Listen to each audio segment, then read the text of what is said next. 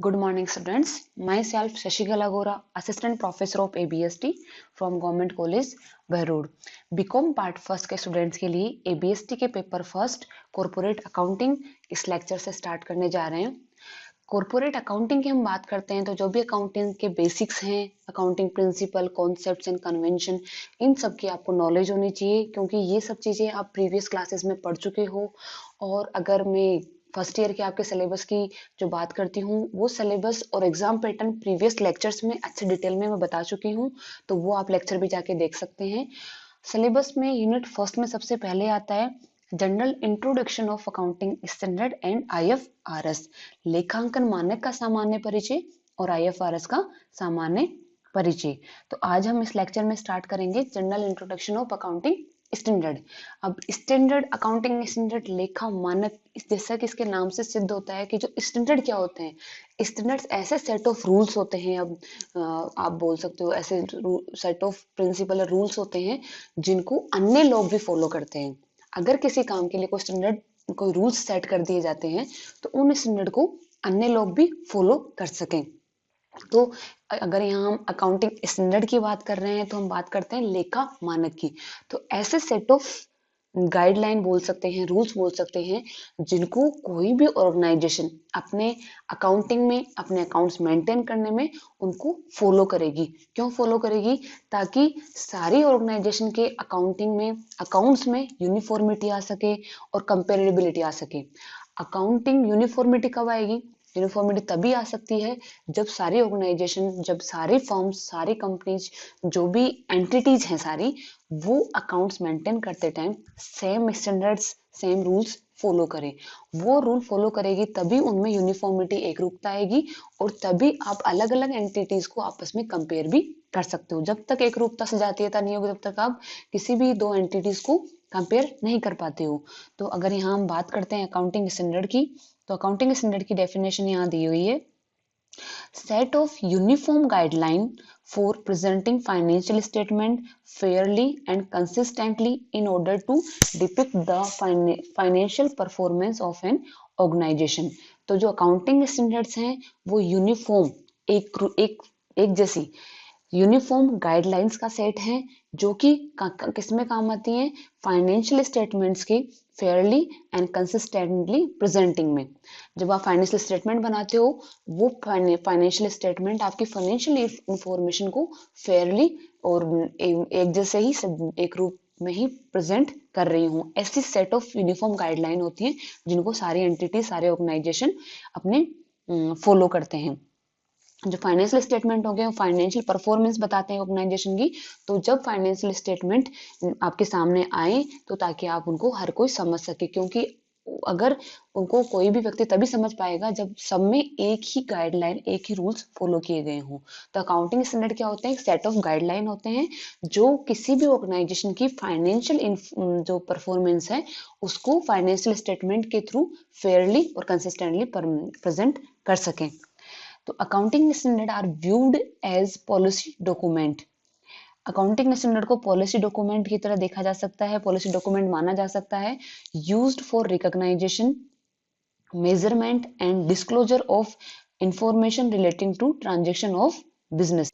तो इस प्रकार अकाउंटिंग स्टैंडर्ड को पॉलिसी डॉक्यूमेंट बोला जा सकता है, जो कि जो भी हमारी फाइनेंशियल इंफॉर्मेशन है उनको रिकॉग्नाइज करना, पहचानना, उनका मेजरमेंट करना और उनको डिस्क्लोज करना, उसमें प्रकट करना अपने फाइनेंशियल स्टेटमेंट्स में। इसके लिए पॉलिसी डॉक्यूमेंट कहे जा सकते हैं। साथ ही हम अकाउंटिंग स्टैंडर्ड को बोल सकते हैं कि accounting standards are rules and guideline. मैं भी बता रही हूँ कि जो रूल्स एंड गाइडलाइन है वो स्टैंडर्ड होते हैं।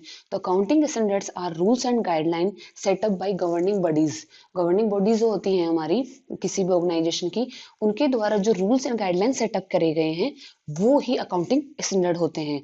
तो अकाउंटिंग स्टैंडर्ड लेखा मानक लिखित नीति या अभिलेख हैं जो लेखांकन विशेषज्ञों या सरकार या अन्य नियामक संस्था द्वारा जारी किए जाते हैं और सभी इंस्टीट्यूशंस द्वारा, सभी ऑर्गेनाइजेशन द्वारा फॉलो करे जाते हैं। तो ये बात हो गई हमारी अकाउंटिंग स्टैंडर्ड होते क्या हैं और उसकी जरूरत क्यों पड़ती है। जरूरत के लिए नीड का मैंने बताया आपको कि यूनिफॉर्मिटी लाने के लिए और उनकी कंपेरेबिलिटी फिक्स करने के लिए ताकि कंपेयर किया जा सके। नेक्स्ट हम बात करते हैं स्कोप की, स्कोप ऑफ अकाउंटिंग स्टैंडर्ड, जो लेखा मानक है उसका क्षेत्र क्या रहेगा। तो स्कोप की हम जब बात करते हैं सबसे पहले आता है एप्लीकेबिलिटी। जो अकाउंटिंग स्टैंडर्ड है वो, अगर हम क्षेत्र की बात करते हैं तो अकाउंटिंग स्टैंडर्ड को हम डिटेल में अगर पढ़ते हैं तो अकाउंटिंग स्टैंडर्ड में हमारे आता है कि कौन सा अकाउंटिंग स्टैंडर्ड कौन कौन सी एंटिटीज के लिए फॉलो करना कंपलसरी है, किस किस के लिए कंपलसरी नहीं है। तो यहाँ आती है एप्लीकेबिलिटी की बात। नेक्स्ट है प्रिंसिपल बेस्ड।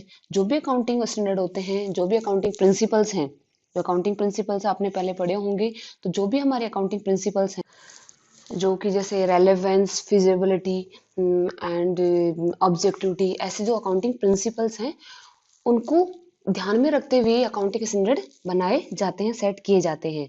नेक्स्ट आता है कन्फर्मिटी विथ लॉ। जो भी अकाउंटिंग स्टैंडर्ड होंगे वो जो भी लॉ चल रहा है आपका, जो भी कानून है, जो भी जैसे अपना कंपनीज एक्ट है, तो इन सब के कंफर्मिटी इनको ध्यान में रखते हुए, इनको फॉलो करते हुए अकाउंटिंग स्टैंडर्ड बनाए जाते हैं। ये हो गए हमारे स्कोप की बात। नेक्स्ट हम बात करते हैं एडवांटेज क्या क्या हैं अगर अकाउंटिंग स्टैंडर्ड फॉलो करे जाते हैं, अकाउंटिंग स्टैंडर्ड जो बनाए गए हैं उसके एडवांटेज की बात करते हैं। तो एडवांटेज एक तो हमारे जो मैंने बताया कि इसकी जरूरत कहाँ पड़ी, जरूरत हमें यूनिफॉर्मिटी लाने के लिए पड़ी, तो उसका एक एडवांटेज हम मान सकते हैं कि जो भी अकाउंटिंग स्टैंडर्ड को फॉलो करते हुए, क्योंकि सारे ऑर्गेनाइजेशन को फॉलो करने पड़ते हैं, तो ऑर्गेनाइजेशन अगर अकाउंटिंग स्टैंडर्ड फॉलो करते हुए अपने अकाउंट्स बनाएगी तो उनके अकाउंट्स में यूनिफॉर्मिटी आएगी। यूनिफॉर्मिटी आएगी तो हम उनको आपस में कंपेयर कर सकते हैं और ये देख सकते हैं कि कौन सा जो भी एंटिटी है, ऑर्गेनाइजेशन है, वो कितना आगे जा रहा है, कितना पीछे रह रहा है। तो ये बात हो गई इसकी एडवांटेज की। तो एडवांटेज की हम देखते हैं तो सबसे पहले आता है हार्मोनाइज्ड पॉलिसीज एंड प्रैक्टिसेस। तो जो भी पॉलिसीज प्रैक्टिसेस यूज करी जाती हैं उनके द्वारा, ऑर्गेनाइजेशन के द्वारा, वो क्या होंगी, सबकी सेम होंगी, क्योंकि सब अकाउंटिंग स्टैंडर्ड फॉलो कर रहे हैं। तो उनमें सब में एक रूपता आएगी और जिसको हम हार्मोनाइज्ड बोल सकते हैं या यूनिफॉर्मिटी उनमें अकाउंट्स में आएगी। नेक्स्ट आता है रिलायबल अकाउंटिंग इन्फॉर्मेशन। क्योंकि अगर अकाउंटिंग स्टैंडर्ड को फॉलो करते हुए अगर आपको कोई अकाउंट्स देखने को मिलते हैं तो आप देख सकते हो कि इसका ये देखोगे कि हर जो भी ट्रांजेक्शन उसका ट्रीटमेंट सब में सेम होगा। तो जो भी अकाउंटिंग इन्फॉर्मेशन आपके पास आएगी आप उस पर विश्वास कर सकते हो, आप देख सकते हो कि उसने अकाउंटिंग स्टैंडर्ड फॉलो करे हैं, तो जो भी डिस्क्लोजर उसने दिखाए हैं, जो भी उसमें अपने फाइनेंशियल स्टेटमेंट में शो करा है, वो सब रिलायबल है और उस पर आम आदमी विश्वास कर सकता है। नेक्स्ट है इम्प्रूव्ड प्रेजेंटेशन ऑफ अकाउंट्स। जो अकाउंटिंग स्टैंडर्ड फॉलो करते हुए जो भी अकाउंट्स बनाए जाएंगे उनका प्रेजेंटेशन भी इम्प्रूव होता है। प्रेजेंटेशन कैसे इम्प्रूव होगा कि अगर सभी organisation same accounting standard follow करेंगी तो सबका प्रेजेंटेशन एक जैसा होगा और वो किसी भी ट्रांजेक्शन का ट्रीटमेंट सबके लिए सेम होगा, तो उनका जो भी अकाउंट्स का प्रेजेंटेशन है वो भी इम्प्रूव होता है।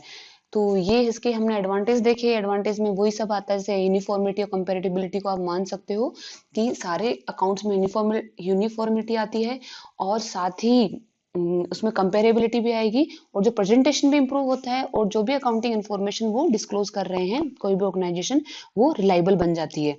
और अगर हम ऑडिट की बात करते हैं तो जो भी ऑडिटर होगा वो ये देखेगा कि उन्होंने अकाउंटिंग स्टैंडर्ड फॉलो करा है कि नहीं करा है, तो इस तरीके से एक ऑडिटर की भी यहाँ पे ड्यूटी अलग से बढ़ जाती है। नेक्स्ट हम बात करते हैं डिसएडवांटेज की। जो भी अकाउंटिंग स्टैंडर्ड है उसके लिमिटेशंस क्या क्या हैं, डिसएडवांटेज क्या क्या हैं। तो सबसे पहले आता है करप्ट इनिशिएटिव्स। क्योंकि अकाउंटिंग स्टैंडर्ड क्या करते हैं, जो भी ट्रांजेक्शन है आपका उसको क्या ट्रीटमेंट रहेगा, किस तरीके से आप उसमें डिस्क्लोज करोगे, ये बताते हैं।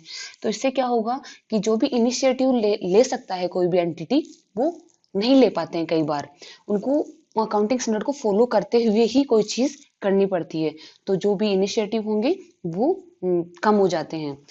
नेक्स्ट आता है अडेप्शन ऑफ स्पेशल सरकमस्टेंशन।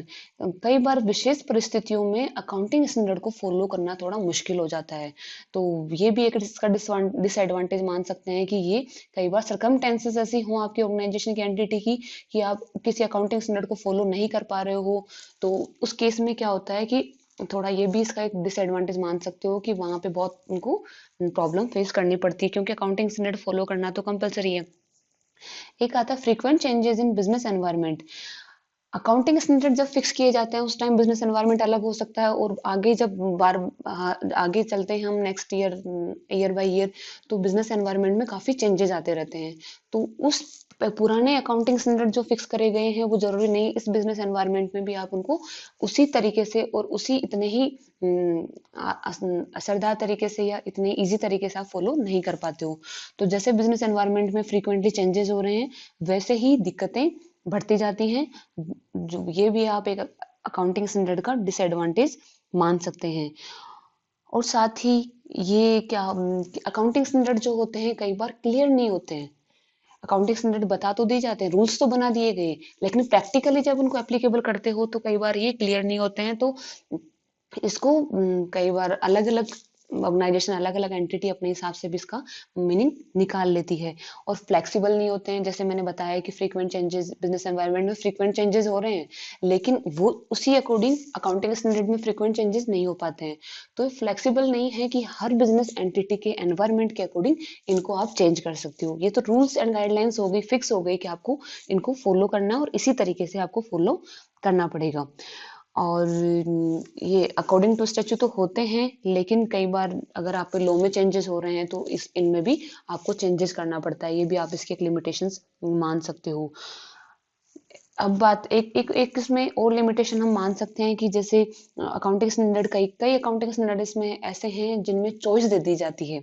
मान लीजिए डेप्रिसिएशन मेथड की बात करते हैं तो डब्ल्यूडीवी का मेथड भी है आपके पास, एसएलएम का मेथड भी है। तो इसमें आपको ये नहीं कंपल्सन नहीं किया जाता है कि आपको डब्ल्यूडीवी ही फॉलो करना है, एसएलएम फॉलो करना है। तो इसमें भी आपको चॉइस दे दी जाती है। अब चॉइस दे दी गई तो कोई एंटिटी एसएलएम फॉलो करेगी, स्ट्रेट लाइन मेथड फॉलो करेगी, कोई डब्ल्यूडीवी रिटन डाउन वैल्यू वाला मेथड फॉलो करेगी। तो इससे क्या होगा, दोनों एंटिटीज में जो भी ट्रांजेक्शन है उसके ट्रीटमेंट में फर्क आ जाएगा। तो उसका उद्देश्य कई बार पूरा नहीं हो पाता है अकाउंटिंग स्टैंडर्ड का। तो हमने देखे कि काफी डिसएडवांटेज हैं तो साथ में एडवांटेज ज्यादा हैं। तो आज के इस लेक्चर में हमने देखा कि अकाउंटिंग स्टैंडर्ड होते क्या हैं और उसका स्कोप क्या है, नेचर क्या है, एडवांटेज क्या क्या है, डिसएडवांटेज क्या क्या है। इससे नेक्स्ट लेक्चर में हम बात करेंगे कि अकाउंटिंग स्टैंडर्ड कौन कौन से आ चुके हैं और किस तरीके से अकाउंटिंग स्टैंडर्ड फॉर्म किए जाते हैं, बनाए जाते हैं, कौन कौन सी एंटिटी या कौन सी ऑर्गेनाइजेशन इनको बनाती है। इस लेक्चर में बस इतना ही। Thank you.